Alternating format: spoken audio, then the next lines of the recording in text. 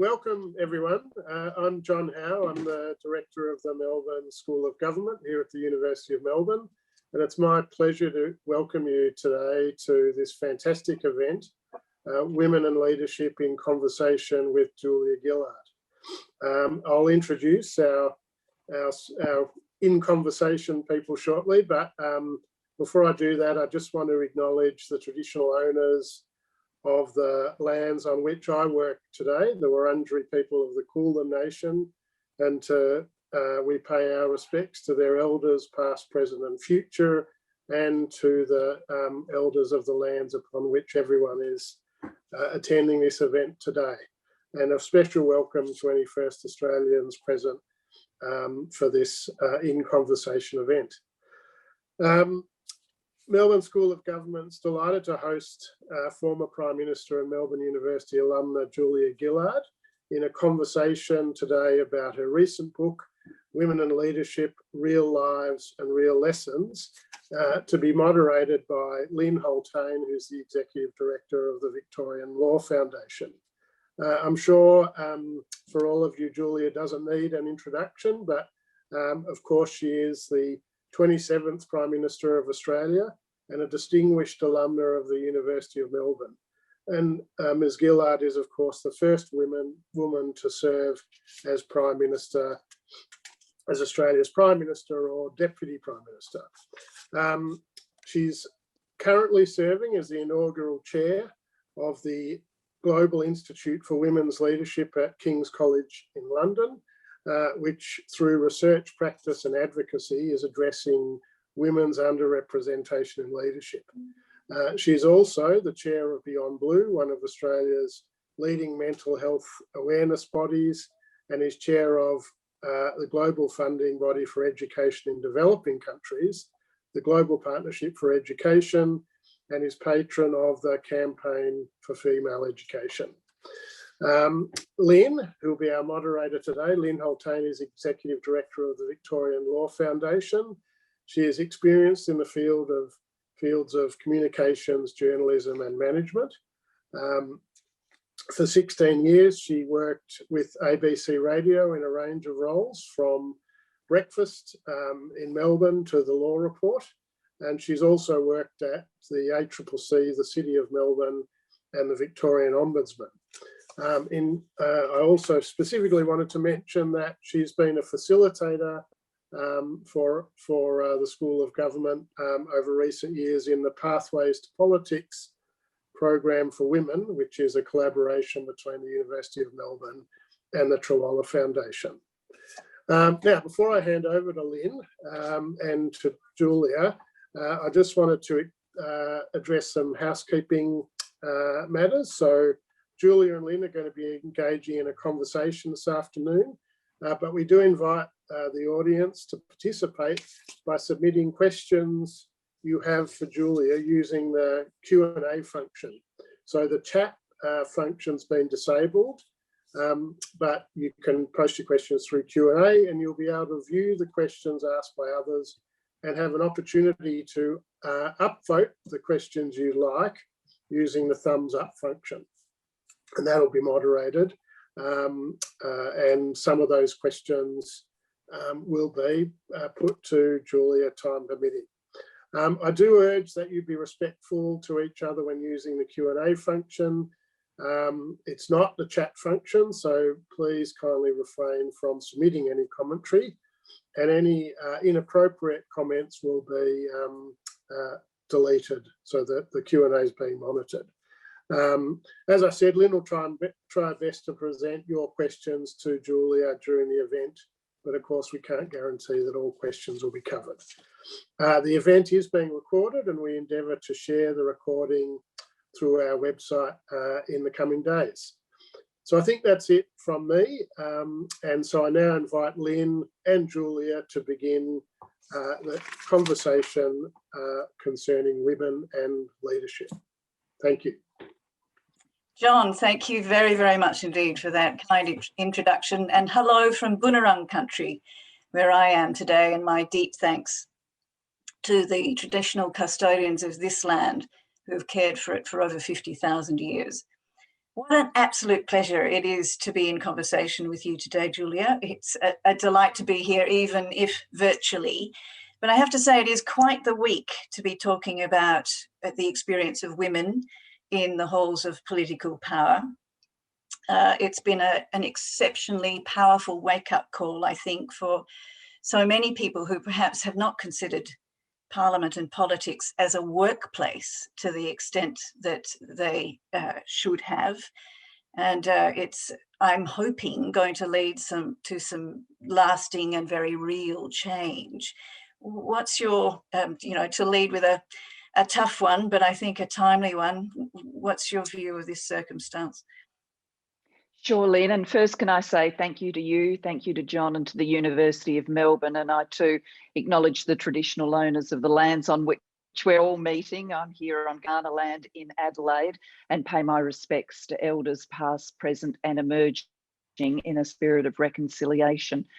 Lynne, to come to your question, I share your hopes that what has happened this week will lead to profound change in Parliament House as a workplace for politicians, for staffers, and for the many other categories of staff who work there.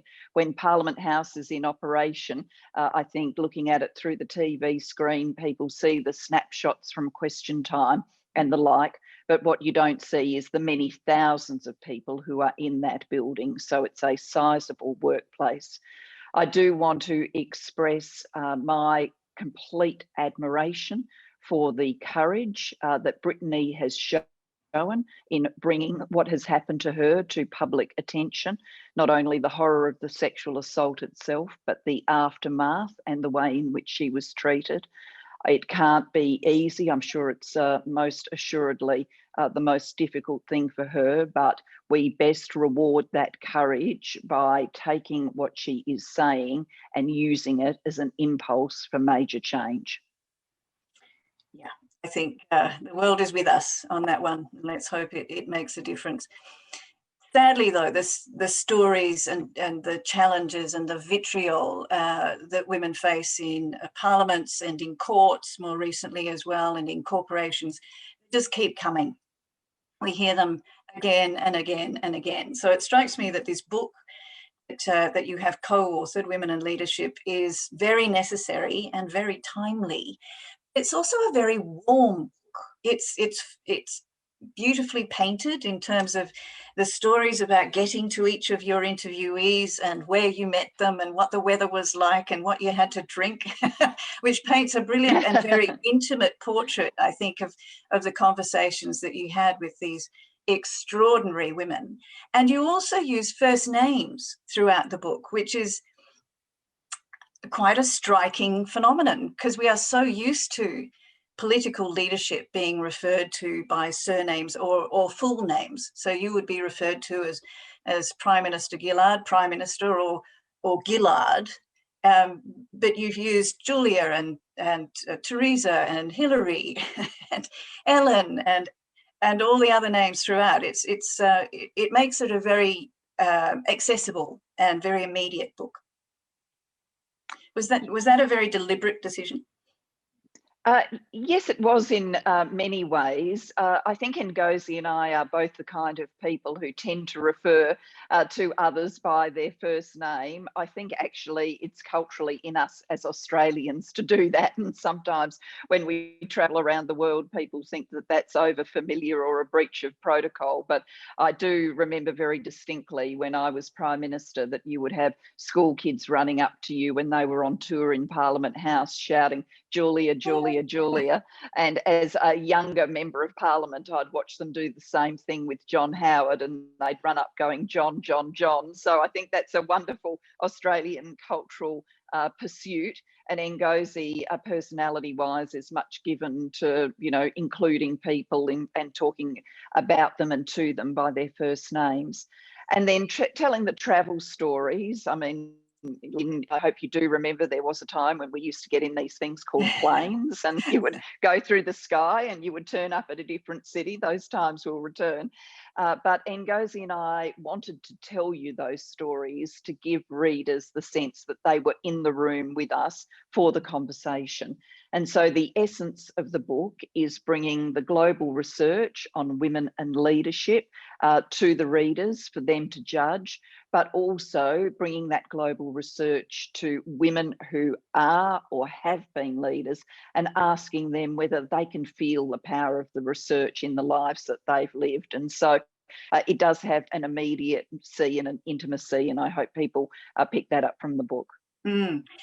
I work with a bunch of very impressive researchers these days, and I think, channel them, they would say of the book, a good solid structure, good lit review in terms of the available evidence, and a small but deeply impressive qualitative sample of interviewees. So it's very well structured in that respect.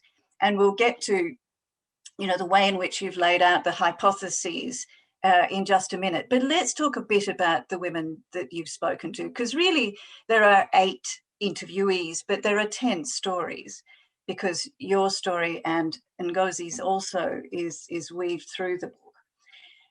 One phrase really struck me as I was reading the book, and I wondered whether or not there were any moments where you heard something from one of your interviewees and long colleagues, I should imagine in some instances, really has stayed with you. The phrase I'm thinking of was a quote from Erna Solberg, who described her own experience, and I think this is true of all of you. You have stood in the storm. I found that really powerful, because it struck me as that sense of resoluteness, but also aware of the extraordinary, winds and turbulence that surround you as women leaders, which are different to the ones that men experience. Did you have any of those moments where you thought, that really says something to me? Many of the moments in the book said a great deal to me. Erna Solberg did use that expression. She also joked with us about wanting to try and outsmile the so-called phenomenon of resting bitch face. So that was a gloriously funny moment as we went on this travel odyssey and collected these stories.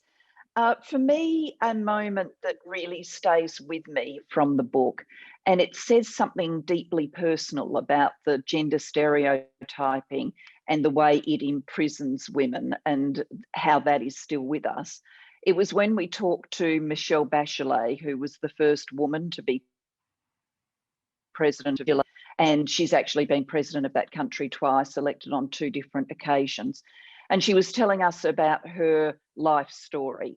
And she grew up in the elite in her nation. Her father was a military general, but her life entirely changed when there was the military coup that brought Pinochet and his vicious regime to power. Her father was imprisoned. He was tortured until he died. She and her mother were both imprisoned and tortured and needed to flee. And the first place they came to for safety was to our nation, to Australia.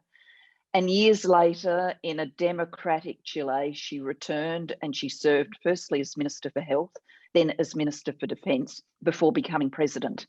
And you imagine that incredible moment of her starting as Minister for Defence, her father, a general who had died.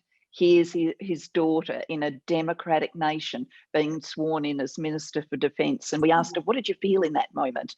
And she said, what I was saying to myself is, I can't speak in too soft a voice. I will be judged harshly. I will be rejected as a sort of military leader, as a Minister for Defence, if I speak in too harsh a voice. Too soft a voice. And that just said everything to me about how harsh gender stereotypes are, how much they keep us confined, how much they stop women showing their true emotions and feelings, and how limiting they are for men and for women, because these stereotypes, they're different, but we put them on both men and women, and how urgent this journey of change is. I think that goes very neatly to that balancing that you also reference in the book, and being man enough to lead, but without jettisoning the characterization, if you like, of women to full an extent, because you cop that as well. So we'll explore that sort of terrible dynamic in a minute or two. But I suppose what that goes to also is the constant subtext that runs through your mind all the time around how you look, how you sound, where you're standing, whether or not you've got a handbag, how's your hair. I mean, Hilary talks about the hair, which we'll get to in a sec as well. So that's that constant sort of self-talk that sits behind everything you do as a leader, which I'm not sure is the same experience for men. It may be, I'm not sure. I don't know either, having never been a man as a leader, a man as anything. But if we look at the research, what it does tell us is that people do judge women and men differently as leaders. And so this sort of self-limiting behaviour by women is not irrational. And don't need to have, put their head in the global research base and read dozens of learned articles or books to understand this. Intuitively, I think women understand that they're in this sort of tightrope, and if they come across as too strong, people will think that they're unlikable, that they're not very nice. We use the terminology in the book, she's a bit of a bitch. But if they come across as too emotional, too girly, too kind, too caring, people will say, well, I haven't got the backbone to be a leader. They seem lovely, but just don't have what it takes to be a leader. And when we look at research, it clearly brings this out. There's a fantastic study by Yale University in the US where they got two groups of voters in different rooms, had a man go to one room and do a political pitch, vote for me because, and a woman go to the other room, do a political pitch. What wasn't revealed to the people who were the voters was that it was the same political pitch. And so these were actually actors who'd been given an identical script. And the script included lines about agency and power and command, lines like, I'm the kind of person who gets things done. I might stand on someone else's toes to deliver the job, but I always do. And coming from a man, that was viewed as completely acceptable. He's a go-getter. Let's vote for him. He'll get things done. Coming from a woman, the researchers said the reaction was so negative that they used words like disgust and contempt. And then in the same research article, it took them on a journey of talking about how exhausting it is for a woman leader to go about doing everything she needs to do while she's got the second voice in her head, always telling her, careful, watch, don't say that, don't do that. And part of the journey to gender equality, I think, is getting rid of these stereotypes so male and female leaders can just be themselves. I'm not a believer that men and women's brains are inherently different. There was a lot of that dialogue a few years back. Men are from Mars, women are from Venus, and somehow we're wired differently. But neuroscience, contemporary neuroscience, and a wonderful University of Melbourne academic, Cordelia Fine, writes about this so powerfully in her books, shows that there aren't the gender differences in our brains, it's in our conditioning. And that means it's in our gift to change if we want to change it. We should talk briefly about the range of women that you spoke to, because you really did tap the globe. We have 3 African women, Michelle Bachelet, you mentioned, from Chile, Hillary Clinton from the US, Theresa May from the UK, Christine Lagarde of France, Anna Solberg of Norway, and Jacinda Ardern of New Zealand. I don't think I've forgotten anyone. There's, there were, in total, I'm taking Ngozi as part of the cohort as well. But in addition, you also had Ellen Johnson Sirleaf from Liberia and Joyce Banda from Malawi. Now, that's a really mixed bag in terms of where they've come from, what their home country sort of political context is. As you've described, Michelle had an absolutely terrifying rise through, an extremely challenging childhood and adolescence and early life. But all of them have faced, significant challenges of various kinds. Was it really important to show the spectrum, to have all those different women of different ages as well, as part of the collection? Yes, it was. We wanted this to be a truly global book, so to capture experiences from very different parts of the world. One of the strengths Ngozi and I thought we brought by coming together as a writing team was that we had very different perspectives. Obviously, I grew up here in wonderful, peaceful Australia. She grew up in Nigeria.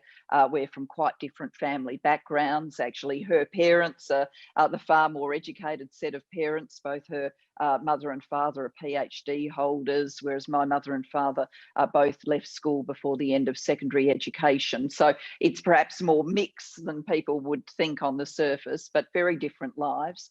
And we wanted to use that to reach out and to bring in the book the stories of women whose cultures and contexts were quite starkly different. And in doing that, we were really interrogating the question, how much of their lived experience is simply because they're women, and how much is completely different between culture and context. And so, you know, growing up in Liberia, as Ellen Johnson Sirleaf did, in a family that was thrown into even more dire poverty when her father died when she was young. She married young, she had children young, she survived an abusive marriage. You do ask yourself, you know, what can she really have in common with Erna Solberg, the Prime Minister of Norway? And of course, Norway is one of the most wealthy countries in the world and one of the most gender equal societies in the world. And yet when we dug into it, we found that there were plenty of things that they had in common about how they saw their experiences as leaders. And so the contrast, age, political party, culture, context is deliberately done to help us work out what is the shared gender bit for women everywhere. I have to just divert for a sec, because I can't tell you how thrilled I was to read about Joyce Banda. My family has a long and very happy relationship with Malawi, which, for those of you who aren't aware, is a very small landlocked country in the southeast of Africa. And I was on a plane a few years ago, having flown in from Johannesburg to Lilongwe, which is the capital of Malawi, and we weren't allowed off the plane. So I was sitting on the tarmac waiting, no indication as to why we were being kept back. And then I saw this brass band being established on the tarmac and a women's choir out the window. And having not been in Malawi for a very long time, my husband quipped, "Oh, they're welcoming you back." I said, "I don't think so." But what we found out was that Joyce Banda was at the pointy end of our plane because she, very sensibly, had sold the presidential jet. So when she came to power Malawi, which is always a very, very challenged nation in terms of its capacity to generate wealth, was in a particularly bad way. And she'd made the very sensible decision to put the presidential jet up for sale. So she was flying commercial. So we needed to wait for her to get off before we could disembark. So a very proud moment for all of us that we were there for Joyce's return to Malawi. Oh, that's a wonderful story. Let's talk about the structure of the book, because it is set around a number of hypotheses, which for me kind of broke into two, major groups, if you like. There's lots of overlap between them, but I think in brief, there's the bigotry set, if you want, the hypotheses that are around the fundamental experience of bias in its very many different forms. And then there's the second group, which is really about how we treat each other. So it's the mutual support or not, and the role modeling, and that whole, appalling conversation about scarcity, which seems to come up all the time, that there are a limited number of places at the table and women have to scrap it out for the few that are allocated. But let's take the first group, if you like, the likability question you have mentioned. Resting bitch face, am I too shrill, all that stuff. And then there's the style dimension, which is, as Hilary put it so well, it's all about the hair. And then the kids thing, which is, you know, you're damned if you have children because you do, if you do, you're a bad mother because you're abandoning them to take up political leadership. And if you don't have them, you're somehow a suspect woman, which is your own experience. So those sort of cluster of things were, for me, such a powerful collection or slicing, if you like, of the experience of bias and bigotry, and so well put, both humorous in a way, but also very real. And the fact that it actually is not just about the surface stuff, because I think also there's an implication when women raise concerns about these sorts of issues, that it is, oh, well, you know, you could just get over it.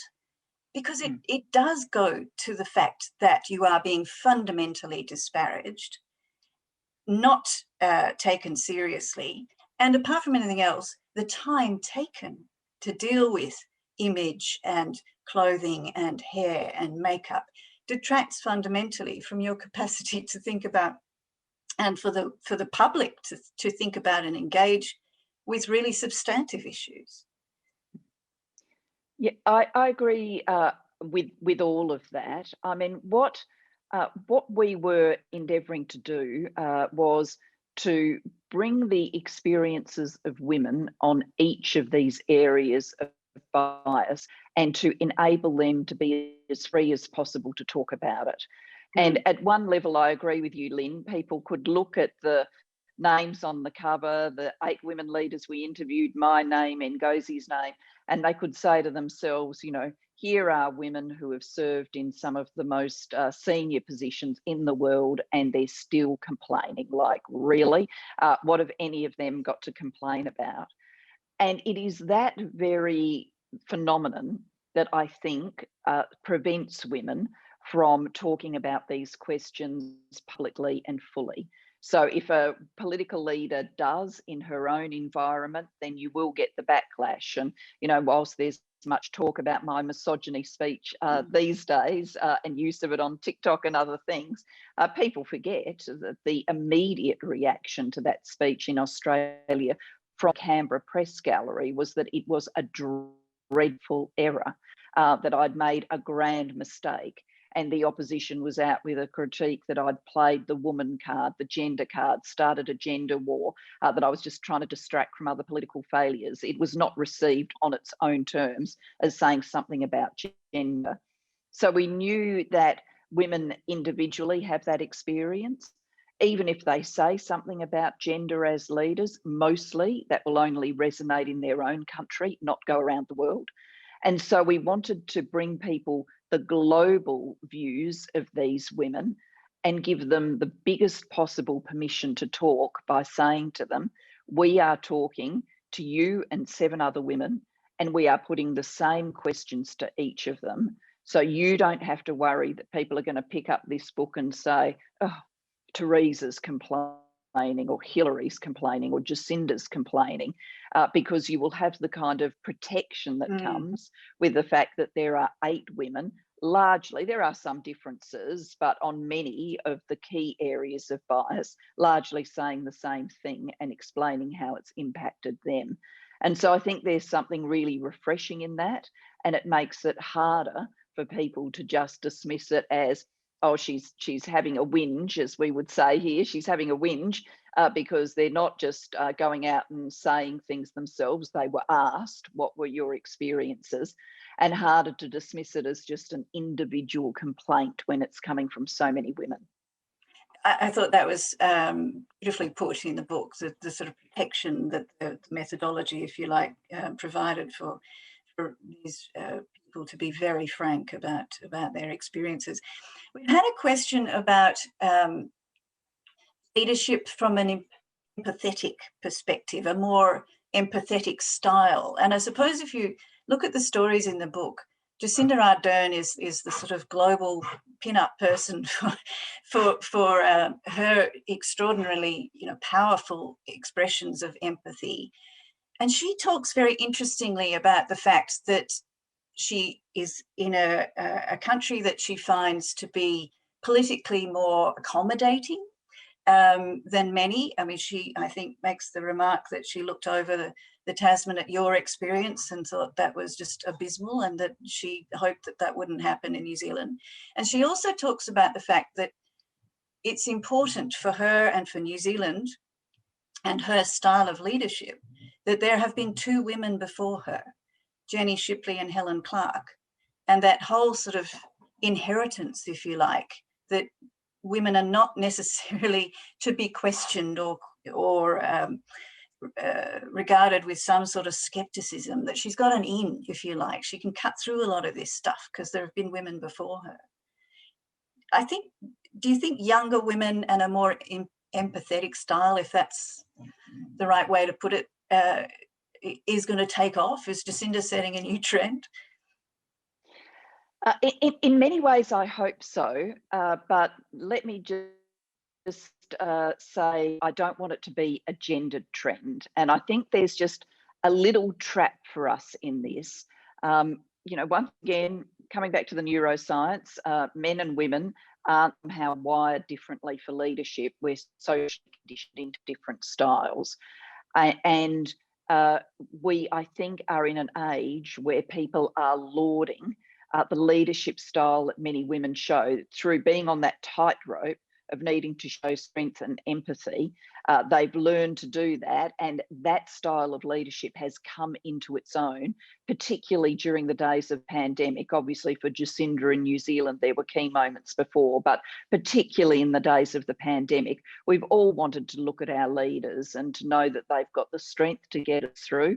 But they get it, but we're kind of scared and we're anxious and we're uncertain and we don't know what's going to happen next, and that it's taking its toll for people to be restricted in the way that we have been because of COVID. Obviously less in Australia than around the world, but Melbourne did go through a very profound experience with that. Or put another way, I think the leadership style that has been least effective in this age is the ultra macho, swaggering style of leadership that might serve you well to, you know, blitz your way through a series of political difficulties, but it doesn't work in the face of a virus, because the virus doesn't care whether you're blustering or not. It's just getting about replicating and infecting more human beings. So, you know, what we've seen from President Trump, but President Bolsonaro in Brazil, etc., has been exactly the wrong way to go about it. I hope we emerge from this, though, saying, if we want empathy in our leaders, we are going to make it a requirement for every leader. Where we can't end up, in my view, is saying to ourselves, I'll only vote for a woman if she's amazing, you know, like Jacinda, she's amazing and she's empathetic, whereas I'll kind of vote for any old man. You know, if we're gonna set the standard, then we've got to look at all of our leaders and say, I'm only going to vote for a leader if they show empathy.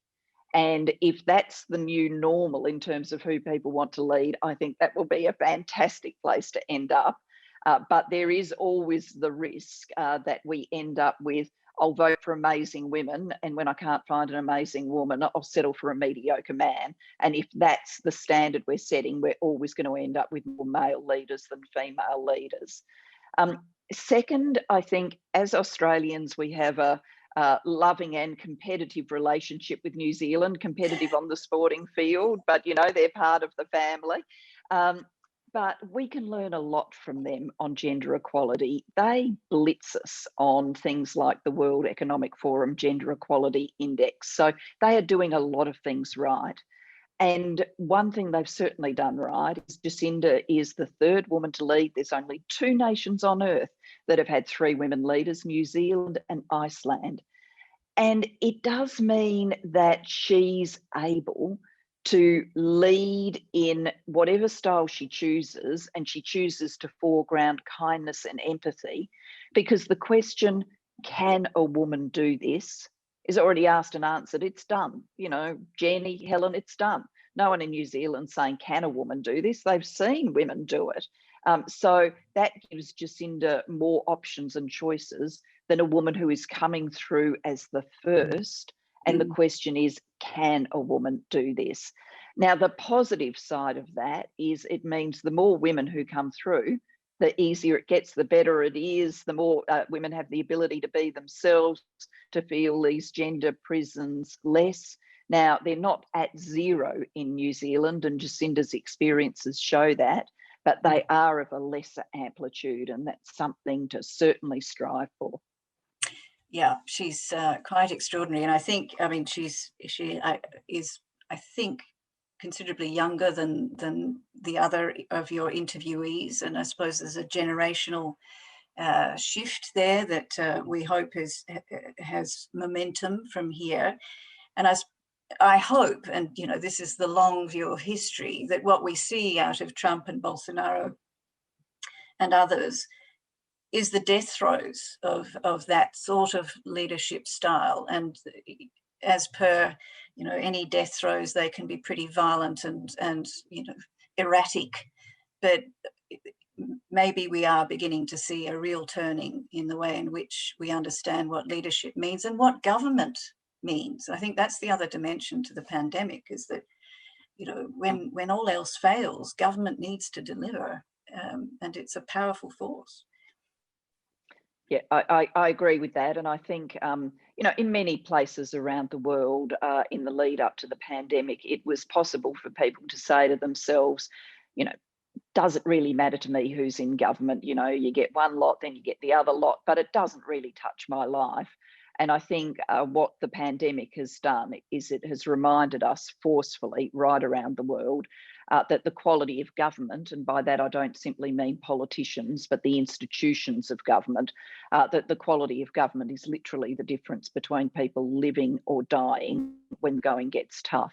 And so to the extent that with a wave of our hand, we've said, oh, it really doesn't matter to me, I hope that out of this, we are all, and by we, I mean the whole global community living in democracies, are re-centred on how important it is to vote. Obviously, here we have compulsory voting, but in voluntary voting nations, how important it is to vote and to exercise your vote wisely and thoughtfully. There's a great image I saw a couple of days ago with the Texan snow storm, and you know, which has swept through the US, of an aerial shot of a road which was snowed up completely and impassable on one side and clear on the other. And this was the Texan side of the road and the Arkansas side of the road, because Arkansas had decided in its governmental wisdom to hang on to its snow plows. Texas has decided that it was too expensive and that government shouldn't be involved with things like that, and that they don't have too many snow events anyway. So they got rid of them. So it was sort of this brilliant image of two different approaches, very, very stark in terms of the way it is playing out now. And people are literally dying of hypothermia because government has withdrawn from essential services in some parts. I want to talk about Abby Wambach, who is, you know, hero to millions. And for those of you who are unaware, Abby's a soccer superstar. She's an American footballer. And I think, as I recall, and I remember seeing this in the book as well, but she's scored more goals than any other player of any ilk or any competition anywhere. So she is really remarkable. She's also extraordinarily thoughtful. And she used the line about, what you tell a great story about rushing to women and supporting women, but she talks about scarcity as being it's not our fault, but it is our problem. And I thought that was very powerful as well. It is an incredibly powerful line, and I would suggest to anybody, if they've got a bit of time and they want to watch something fantastic online, there's her address to Barnard College in New York, and that's where these lines come from. But she did come out of, we would say soccer, of course, football. She did come out of that as, you know, one of the greatest players the world has ever seen.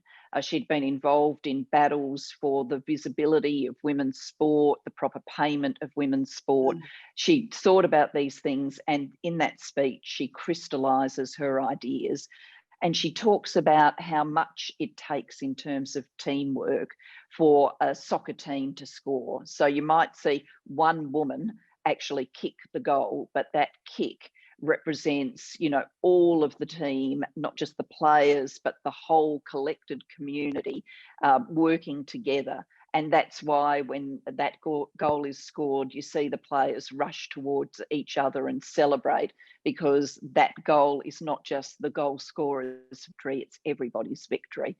And she's asking us to channel that in the area of gender equality, and pointing out that because women have been coming from the outside into what have been historically male institutions, that we've got some of the way, but not all of the way. And so if you look at big decision-making bodies, parliaments, corporate boards, senior management, it's very common to see women confined to, 30%, 20%, 10%, sometimes 6% or even lower of the spots.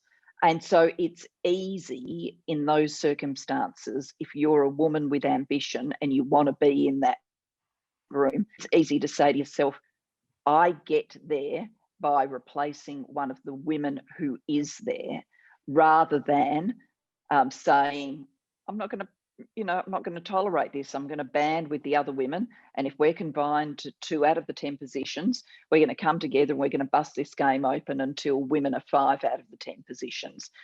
So we do talk about that politics of scarcity.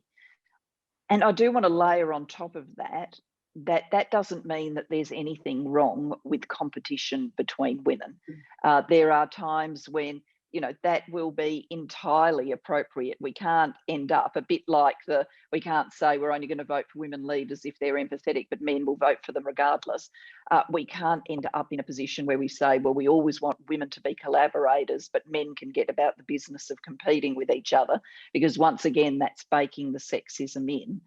Something like the election we saw last year in Queensland, where a woman premier contended against a woman leader of the opposition as to who would form the next government. That is entirely appropriate. It's our democracy. It's the way it should work. What we've got to reject is people putting around a contest like that. Let's compare their wardrobes, which actually did happen in the media in Brisbane. Or let's use the terminology catfight, because it's 2 women going up against each other. Whereas no one would ever use terminology like that as, a Scott Morrison contends against an Anthony Albanese. They might use all sorts of terms to describe that contest, but it will never be put in that gendered female kind of terminology. So we've got to resist all of that. Quotas a way towards that?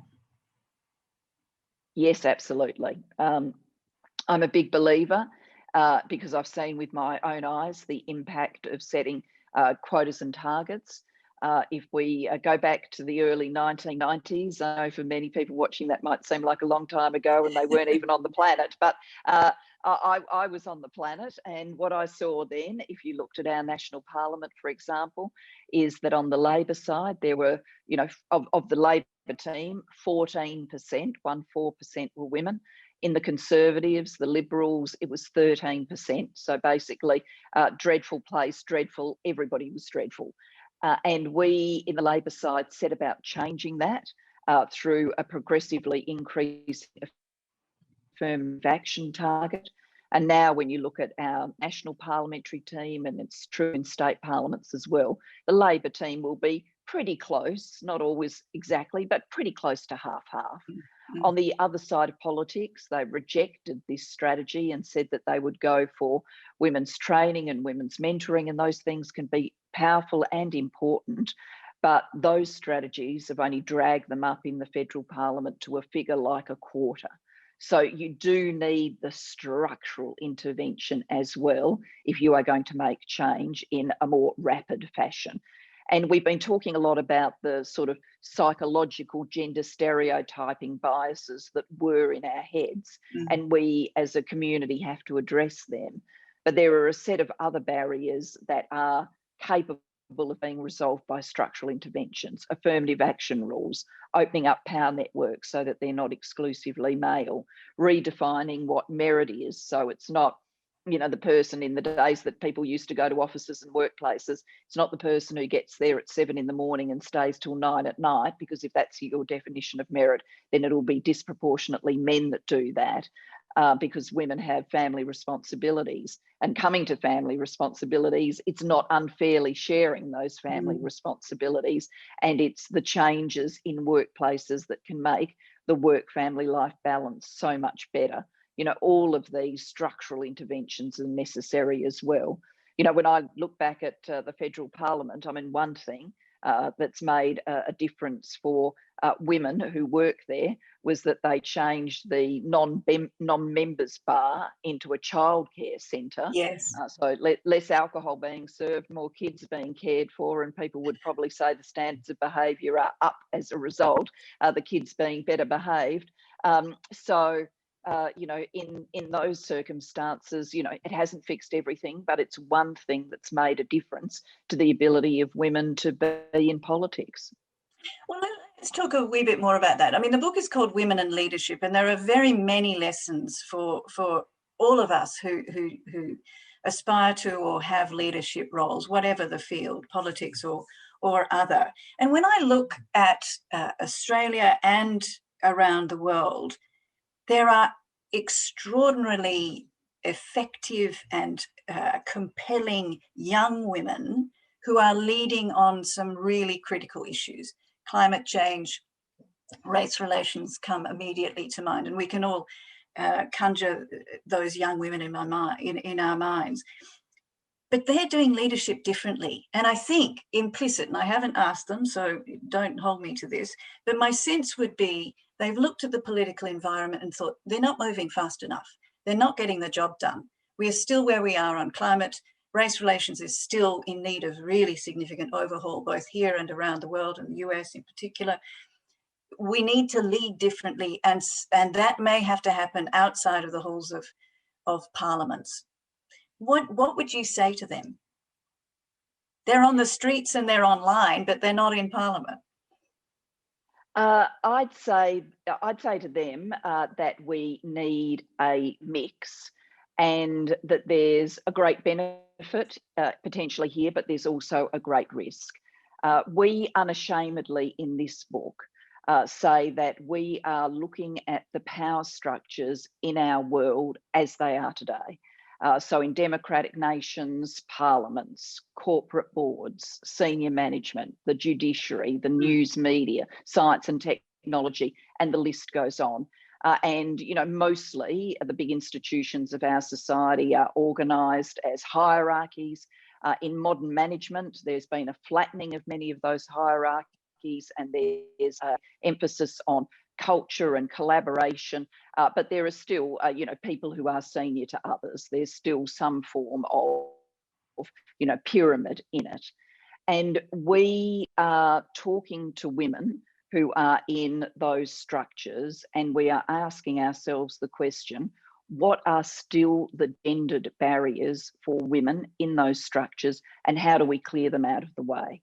And I want to be clear, we're not just talking about the gendered barriers which are in play when you're almost at the top and you're aspiring to be at the top, the glass ceiling style gender barriers. We're talking about the ones that we refer to it as the glass labyrinth. We're talking about every point on a girl and woman's life journey, work life journey, where she is treated differently and lesser because she is a woman rather than a man. So the reason we talk to our women leaders about their full lives is we want to know how sexism was playing out for them when they were, you know, 18, 20, 25, 30, as well as how it actually played out for them in their days as president or prime minister at the apex of their leadership. At the same time we're doing that, yes, we have to have a vibrant conversation about what should leadership look like today, and what, you know, how should power structures in our society be fundamentally changed, because there's such wide dissatisfaction with them. We know around the world that people are dissatisfied with the functionings of their democracies, that they've lost trust in many institutions, and this is a crisis that has to be addressed. And then there are millions, billions of people around the world who look at these institutions and say, why are they so sluggish, so slow to address issues like climate and racial inequality and other forms of inequality? And those questions are pressing. there is, I think, a beneficial dynamic if we are having both these conversations at once. The risk is that we say, oh, those old institutions, they don't really matter. Let's all just be here having this conversation about a new style of leadership, different ways of leading, and we abandon all of this effectively to the gendered tropes and norms that shape these places now. And that means that we are confining ourselves realistically to decades and decades more of gendered inequality in the formal institutions which have power in our societies now, because this change agenda is not going to snap us into a different society overnight. And that frightens me, because if you look at the history of women's equality, the various waves of feminism, right back to the struggles for women to have the vote, there were always people during those struggles who said, look, you know, it's really important women get the vote, but there's something kind of bigger and more urgent to do now. So let's get on with the more bigger urgent thing, and then we'll cycle back to when, you know, women should have the vote, and you snapshot it right throughout feminism. And I don't want us to fall for that again. I don't want us to fall for, let's just, you know, not worry about the formal power structures. Let's have the democratic renewal conversation. And we've got to a really great place on that. Then we'll come back to this gender equality piece, because that is building in dozens and dozens and dozens of more years into a time horizon that the World Economic Forum tells us is already the best part of 100 years to reach political equality. Where are the blokes, Julia? Well, we write this book for women, no matter what career path they're in, no matter what their aspirations. I think there will be things in this book that resonate for women, but we write it for men too, and we expressly address the role of men because given they disproportionately have their hands on the levers of power today, unless they are using their power to make change, once again, it will be too slow. And I genuinely believe that a more gender equal world will be a better world for both women and men.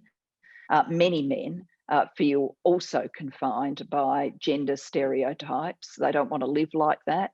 They don't want to be the man at work who feels like he couldn't say, I'd really like to go part-time to spend more time with my kids. Can we talk about that? Can we talk about me working flexibly? Because people would look at him oddly.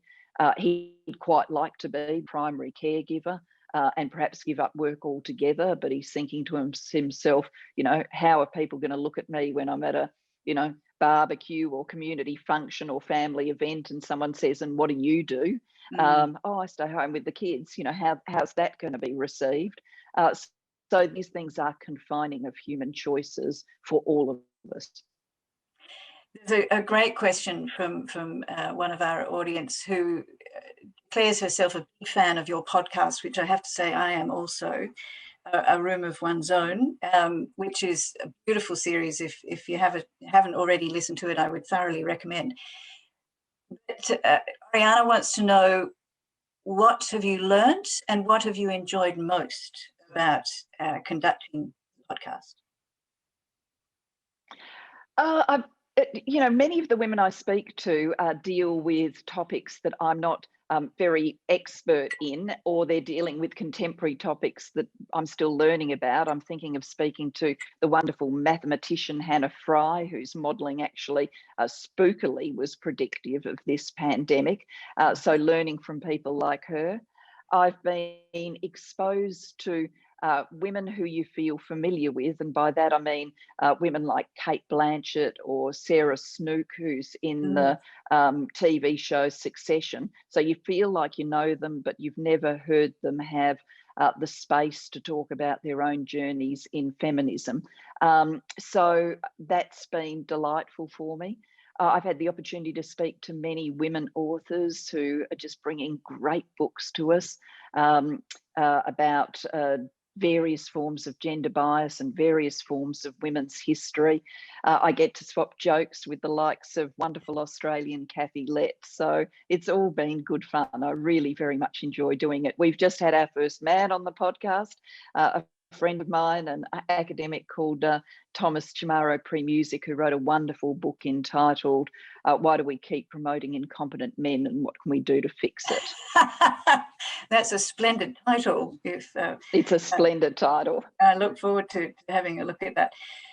I'm going to invoke a wise young woman who once asked you if you had fun as PM, and ask you, you know, it clearly sounds as if you're having fun, very much fun, as a post-PM.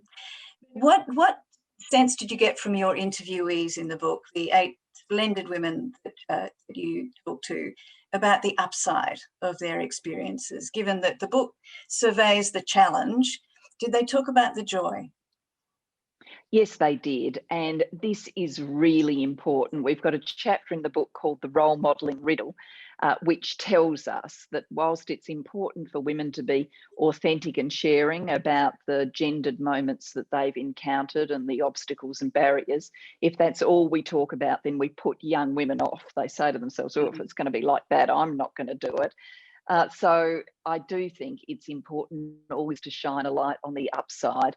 And the upside from me, from all of the women we talk to, from Ngozi, is that there is a joy in leadership, fun, if you like, in being able to put your values into action.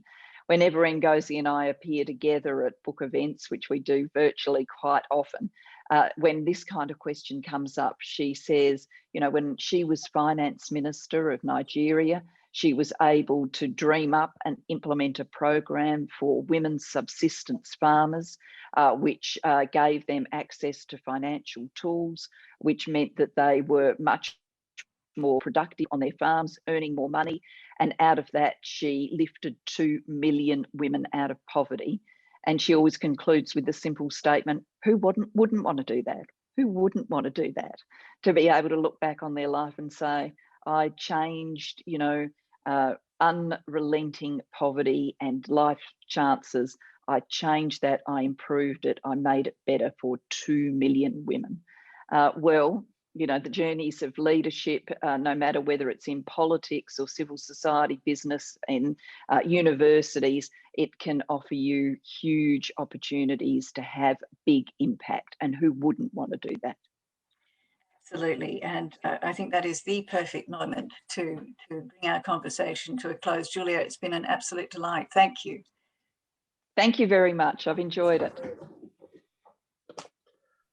Thanks, Lynne, and thanks very much, Julia, for that really just amazing discussion. And I want to thank everyone who's attended the webinar today, and there's a lot of you. I know you can't see each other, but it's there's a huge audience, which is a testament to Julia's work in this area and this book. I also wanted to thank Julia and Lynne, of course, for the conversation, and for Julia for the book. Karen Reid, and I want to thank, and Penguin Random House for publishing the book. And if you haven't got a copy, I hope that the conversation today's will stimulate you to go out and grab one. And my partner works at Reading, so if you're in Melbourne, I hope that's where you go and get it. Good independent bookstore, John. That's right, yeah, absolutely. And I'd also like to thank the Melbourne School of Government events team, Chris Cheng, Mairead Murray, and Dorothy No for organising the event today, and also Sarah Crothers. So really appreciate everyone behind the scenes who've helped make this a success. But thank you, everyone, and hope to see you all again soon at another School of Government event.